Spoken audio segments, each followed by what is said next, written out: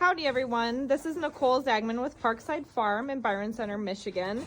I wanted to do a little educational video for you just to show you an example of poor quality grass hay, in my opinion.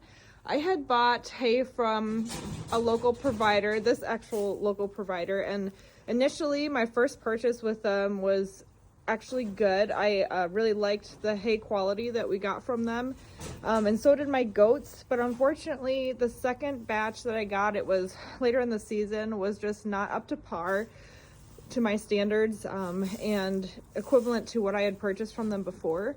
So I actually grabbed one of these bales and broke it open so I could show you what I'm talking about. This bale, on the outside, before breaking it open, it looks decent, but when you break it open, you'll see that we've got a lot of twigs, and I've actually found like whole sticks in the hay here. These are small compared to some of the ones that I have found. We've got a knotty weed that's also in the hay that makes it very difficult to break apart. It actually takes up a lot of the space of the hay bale. So basically I paid for a lot of weeds and branches in this hay. It's not very palatable to the goats to have all these weeds. It's tough for them to get around to actually pull out the hay. It's actually not very dusty, but I just think with what I'm finding in this hay bale, it makes it a very undesirable hay bale in terms of feeding it to goats. Some of the other things that I found in this hay bale, and it wasn't just like one or two bales, it was nearly half of a large order that I had picked up, is all kinds of leaves that I'm unable to identify.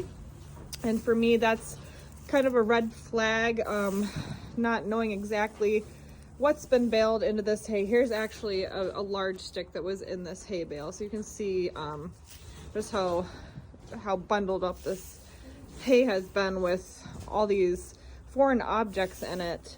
So I tried to pick through it as best I could. This is not something that I would recommend feeding to really any livestock, but particularly to goats, and I'm not going to feed it to them. We may be able to find some other use for it, but unfortunately it is kind of money wasted here on the farm. A lot of farmers will actually refund you money, anyway, good ones, if you do end up having issues with their hay. This one had told me he would, and then when I went to try to pick up some alternative bales, they were even worse off and had actual dust and mold when we were moving them around. So he didn't offer to refund me, and I wasn't gonna push it, so I just ended up finding another local provider. But just wanted to share an educational video of an example of a poor grass hay bale.